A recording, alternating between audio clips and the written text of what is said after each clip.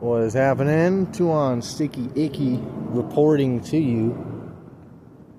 You're gonna have to help me go live in order to make this stuff more pertinent and more to the minute accurate. Otherwise, a lot of what I'm gonna do is pretty well after the fact. But for the most part, anybody I talk to, they're all after the fact. So whatever information I'm posting should at least help get you up to speed, even if you already know some of the stuff that I'm into. Like, for the most part, people have no clue about anything that I'm talking about. So, just to jump right into it, we got Ashton Forbes. It's just another one of these dudes that I've seen enough of on my feed talking about things that make sense, or in a way that makes sense, that now I've allowed him to stay in my feed. So we're gonna keep Ashton Forbes in there because he seems good. But here's what I'm doing a video on. It's like, yo, how is this dude? He's even like right there, talking about Goyim and he's definitely up to date on Nick Fuentes information. So like, if he references something, he's pretty well up to date on anything that Fuentes has been putting up, most recently. So he's pretty well plugged in, which is another reason why I just keep him in there. It's like, look, if you're as plugged in as I am, if you know like half the stuff that I know, and you're giving out good information, then I gotta kind of keep you in my loop of information. So this dude's getting mentioned on Joe Rogan. But Joe Rogan, I don't think he's intentionally, I believe he meant to say a different Ashton, and for whatever reason he's spitting out Ashton Forbes' name on his podcast. And of course, Ashton Forbes is even more plugged in than I am, which is another reason. It's like, look, if you're seem as plugged in as I am, and then maybe have more plug-in action, I'm definitely gonna stay tuned. Because that's like how I relax. It's like, well, now I don't necessarily have to see it all. I can trust some of my other sources that also do what I do, and I'll either already know a piece of it, or my other sources will help keep me up. Because I don't have a team, and I don't do it all the time. These guys sit at home, this is all they do. They never leave, They're trying to stay busy doing it. They don't stop. If they're bored, they keep going. Me, I do it only if I'm bored. So, but when I go hard. I don't mess around. So, here's the thing. How does Ashton Forbes know everything he knows about this it's like H3 something, oh something flight? I believe a Chinese commercial flight even. So this potentially had civilians on board? Or I can't remember if this is just a cargo plane or what, but there's definitely enough people on board to be concerned about this. It was not a AI driven plane or pilotless. There was living souls, people flying on the plane. And we have footage of a plane with people on it, flying in the air, suspended thousands of feet in the air, poof, gone, Houdini style, straight up 3 flying orbs. So if you're not concerned about all of the UAP action, if you weren't drawn into all this nonsense as soon as UAPs were being crammed down your throat through every facet of media possible, because that's part of how this whole thing works. If you study enough, whatever message is being pumped through the media is being pumped through the media. It's not there hardly ever is an event that reaches thresholds worth reporting on the levels that they report on. Especially when you go through and you're like 33 cases of COVID, you know. They have an episode of every newscast worldwide from every city and every, you know, large capita area where a population is counted individually on multiple channels per capita. All stacked up, all have the same exact message. 33 cases of COVID, blah, blah, blah. Almost like word for word verbatim. If it's in English, it's verbatim. I'm sure you could do multilingual and have, like, you know, an entire screen filled up, all individual pixels playing a different newscast at the same time with an audio that lines up, and it would sound like a choir. You know, 33 cases. There's like a million episodes of newscast all stacked up and edited together. You can go find videos of people just smashing these videos together. 33 cases of COVID, the 33 nonsense. It's a thing. You can look it up. There's videos. It's not hard to find that stuff that I'm talking about right there, instantly. That's very easy to find. Very easy to, like, you're not supposed to, like, get scared and be like, oh my gosh, you know, a bunch of things happening at the same time, overwhelm. It's not supposed to overwhelm you. I mean, it is, but don't let it overwhelm you. You're supposed to see it for what it is. That's like ridiculous. There's no way in the known universe that 33 cases happened everywhere.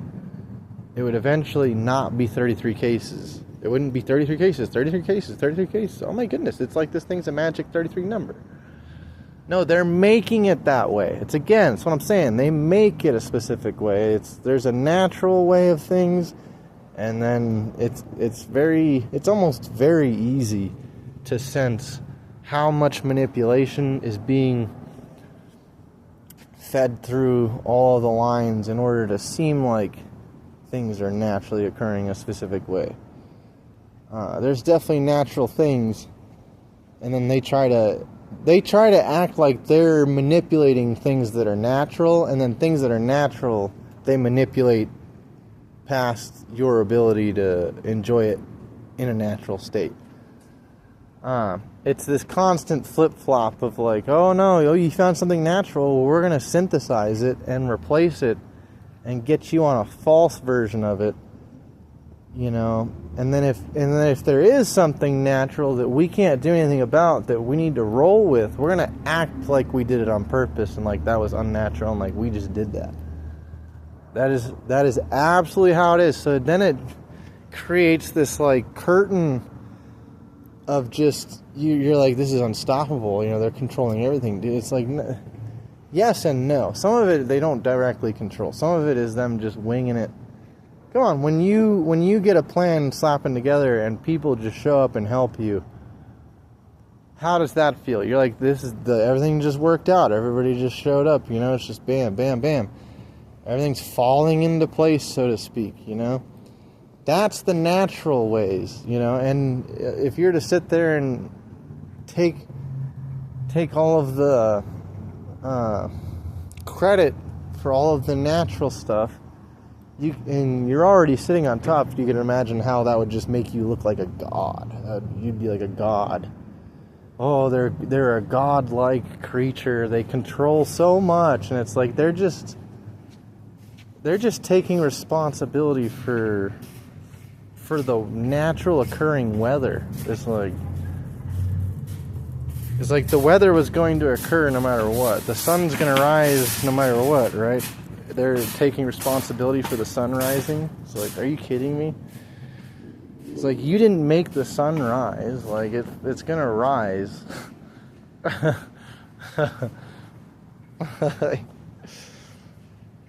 Oh my goodness. Like, no, it's a purposeful fed stuff. So this is hilarious because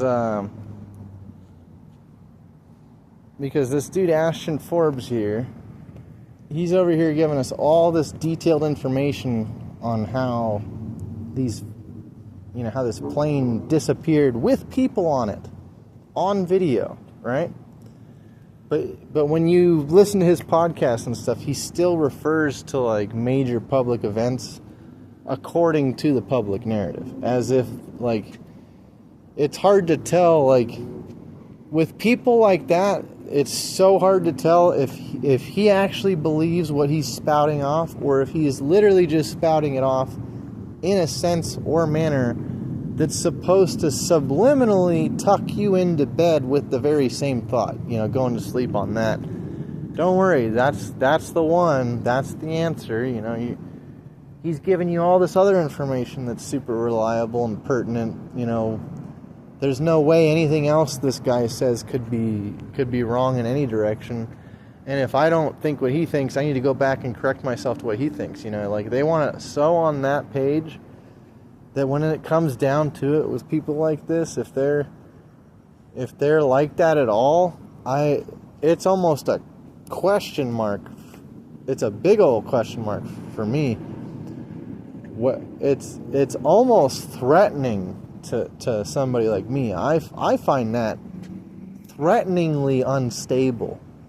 It's like if you ride along with the public narrative too much of a percentage of the time, you are an unstable potential enemy. Your information is unstable. I might not keep you in my feed because you're so unstable. So there's a real fine line as to how much of that percentage I'm willing to ride with as far as the information that I take in, to be true and pertinent and shareable and applicable. It's like, yeah, I heard that. Sure, it makes sense, but is it applicable? Does it actually work? Can I sell it? Do I see that myself? Do I actually understand that? There's things that, I won't even do until I've literally done it myself, and I can, beyond, any discrepancy, tell you, without any doubt in my mind, step by step, I could hold your hand and make the same results happen. That is for the most part how I ride. And it's super funny because I play video games all over the world, or with people from all over the world, and not only do I play games with people all over the world, but I do business with them. I don't stop with the video game. I try to talk to them. Even if they send me messages and it doesn't translate, I'll throw it into the translate and figure out what they're saying to me, and this guy's trying to say something, figure it out. You have a fucking computer in front of you, slap it in. Cause that's part of how they deter your ability to communicate beyond the borders. When pen pals, come on, did you have pen pals when you were a kid? It's how much of a nonsense idea was that? Oh, you're supposed to have a pen pal if you want to know anything from Poland. If you want to know what's going on in China, why don't you make a pen pal in China? Why don't you start writing letters back and forth with somebody in China, and you guys can figure things out? That sounds like a plate of nonsense. You're this sounds just stupid, but it's bro, you don't get it. If you pay attention in history class enough, you'll realize they don't want people talking like that. They don't want you talking to other countries. They don't want you messing around with people, from the supposed other side of the world. They really don't want communications beyond language barriers and country borders. If there's a border or a language, they don't want you talking beyond that. You're supposed to know one fucking stupid language, and that's it. And you're not even supposed to understand or be able to utilize the language that you know properly. You're just supposed to dumbly follow it in a manner that just trips your ass up all day with beyond your understanding. Have no actual rudimentary knowledge of what anything that you use does. So I actually do this stuff, right? Like I've sent money to people from. One of the things that I do is I will specifically not put money into a mobile video game, even though I practically play the video game 24/7. And it's like, look, if you want to have reliable service from that server and you play 24/7, you need to put some cash in. Like, the game is gonna fuck you over if you're on there 24/7. You know, it doesn't matter how much other players pay.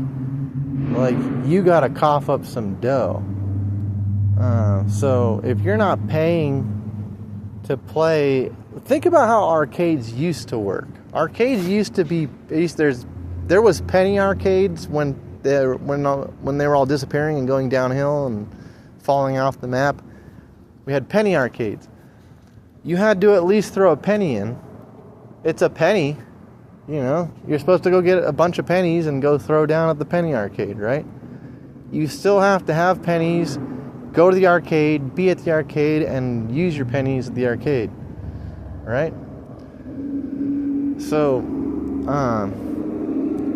just because other people seemingly spend thousands of dollars on a video game, like, the only way you would not have to pay into a video game, like, you still have to buy your startup, like buy the disc to load the game, right? So there's like an entry fee for all these games. What I will do is I'll do the free-to-player thing. Run my accounts, however, you know, learn everything I need to learn, push it as hard as I can push it, as a, you know, just as a solo, regular, free-to-play account. If I do put money in, what I will do is I will find somebody online from a different country more often than not.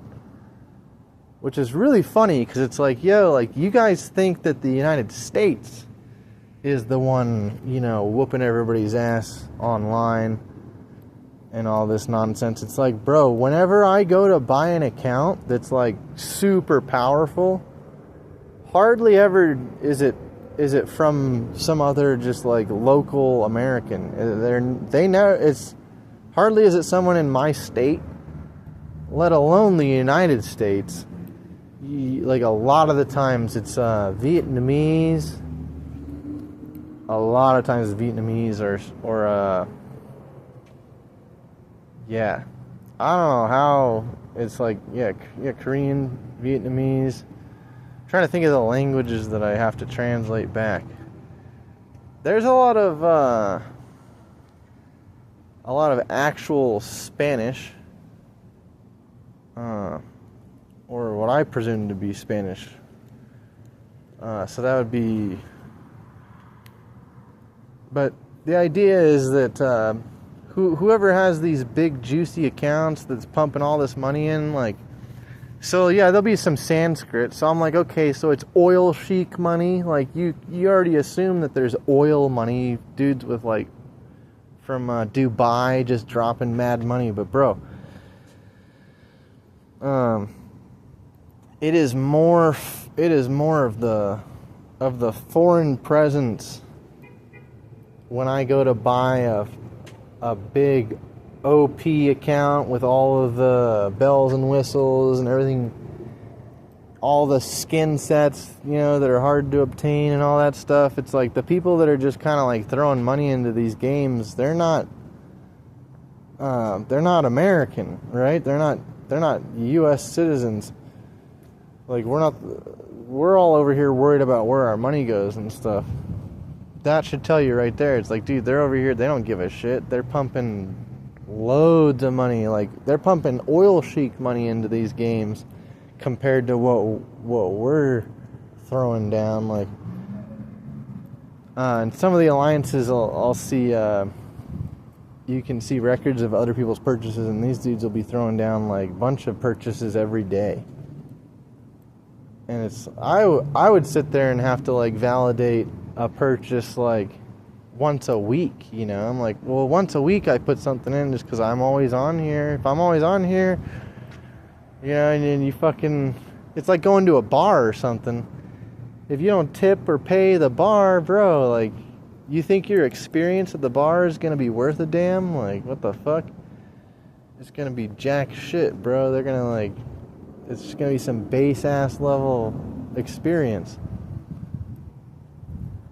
So, with all that in mind, yeah, I'm saying, even with all that, I'm not I don't have the kind of money.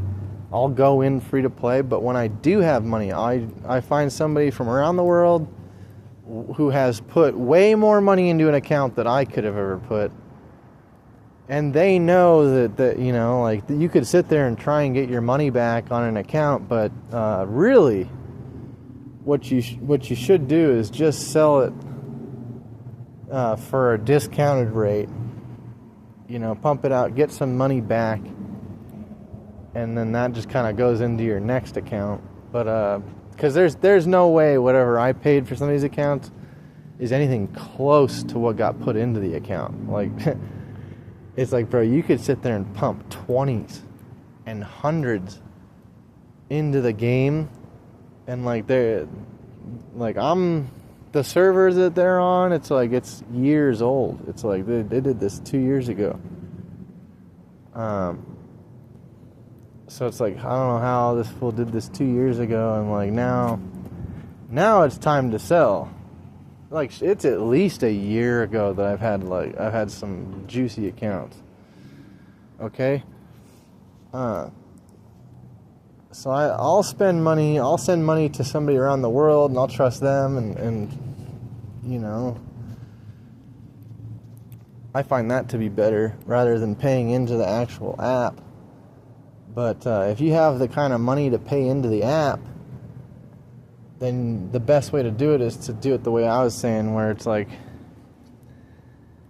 because you'll notice it, as soon as you give it money, it's like all kinds of things are like all of a sudden better or easier or fucking more fruitful, right? You'll be like, dang, you know, I put in like seriously $3 or $1, something nonsense. You might even put 50 cents in. I've seen 50 cents, like all it wants is 50 cents. It's all the way down to arcade prices. I mean, come on, you know, when you go to an arcade, how much have you ever spent? Like, what's the max amount of money you spent in an arcade for one sitting, right? You have to think about that. Because for PvP gaming, you're playing for a player versus player experience. If you buy a investor system that's a dedicated platform with dedicated games to that platform, you know, even if you do that, the player base isn't there next month. Like, it's such a time sensitive investment. Like, okay, yeah, the long run investments are time sensitive, and then anything that stays alive is on mobile video games. But if you want to play mobile video games, you have to fucking pay every day. It's not like, oh, you can put down $100 and this thing's gonna remember your $100 in 20 years when you log back on. Like, whatever you did,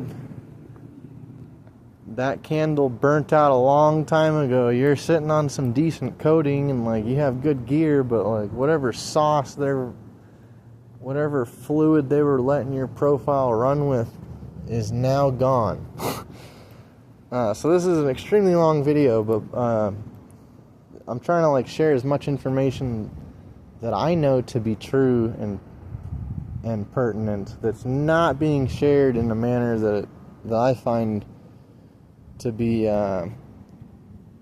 easy or you know, easy to indulge, you know, digest or ingest, easy to ingest, easy to dissect, chew up, to ingest, to embody, to use. Nah.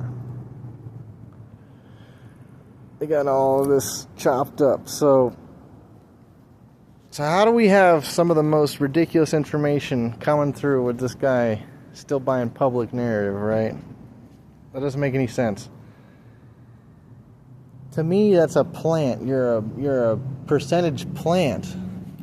Because he talks about goyim and low IQ cattle, right?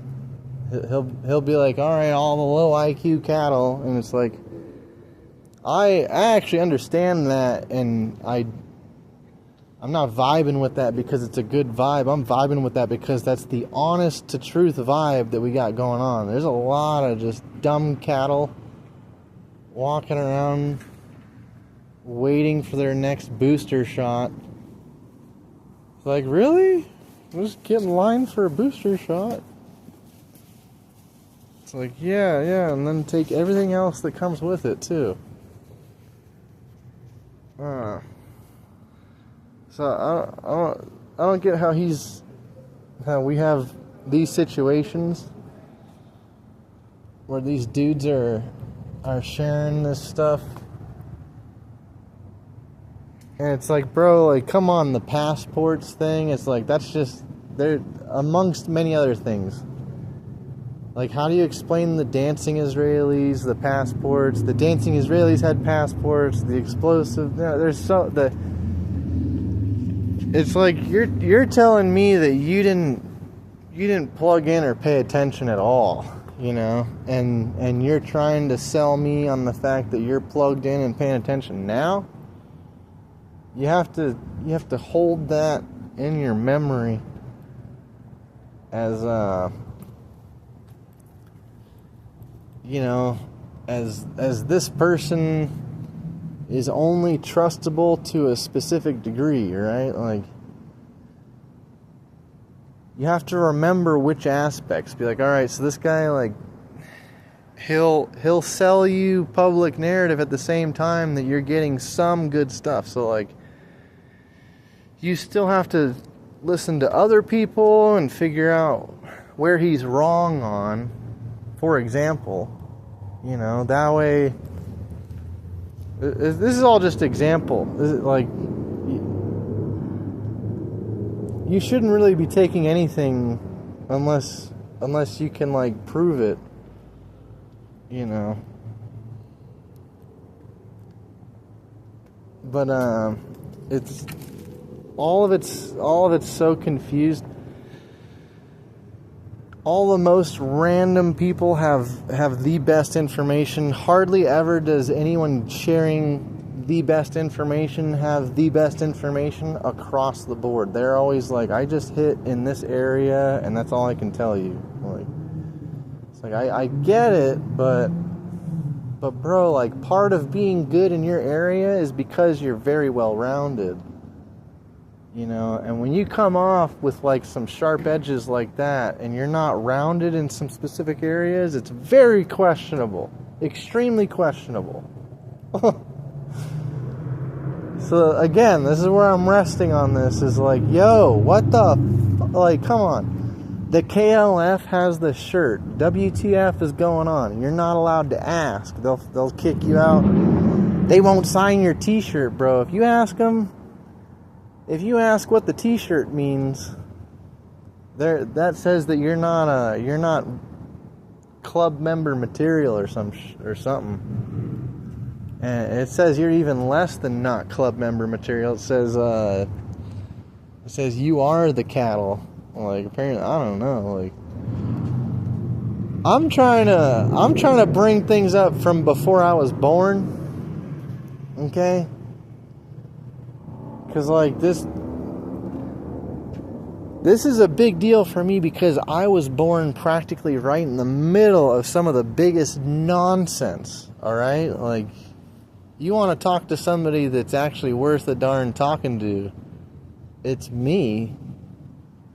Because I come straight from the nonsense, dude. Like, people think Nazis and Jews run the world. I was born in Frankfurt.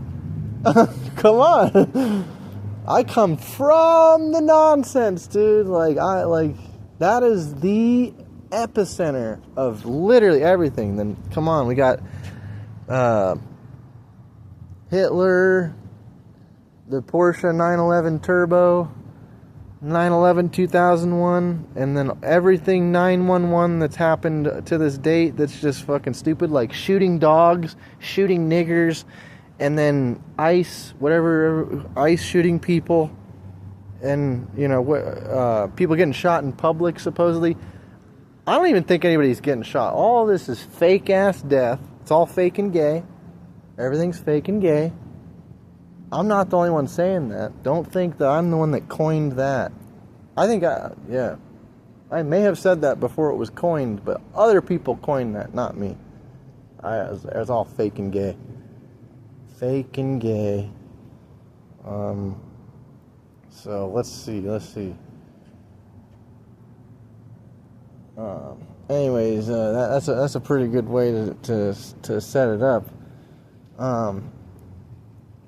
You got to check out everybody's information. You'll eventually figure it out. I mean, I was already on the page. Like, as soon as I found out that you can't trust anything pre-1900, I was like, okay, so like pretty much any Bible on the shelf is garbage, unless it's like a Bible from ancient times. You can't trust those words, no matter, like, you name the religion, you name the book that is, you know, that talks about Messiah. Whichever book that religion relies on for all their information, whatever they call it, it's worthless unless it was printed pre-16 or 1700, not 1900. Unless your information comes from 1700, like, I don't trust anything you're saying. Whatever you're saying is indoctrinated Jewish Nazi nonsense. All just ridiculous shit. So there you go.